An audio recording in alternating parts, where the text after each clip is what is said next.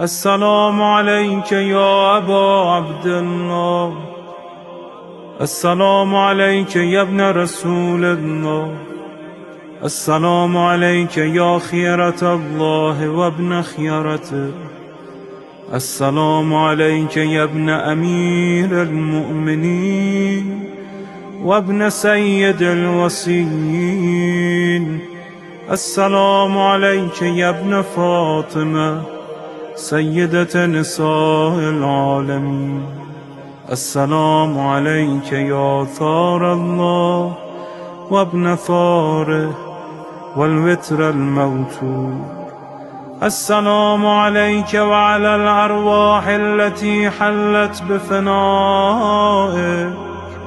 عليكم مني جميعا سلام الله أبدا ما بقيت وبقي الليل والنهار.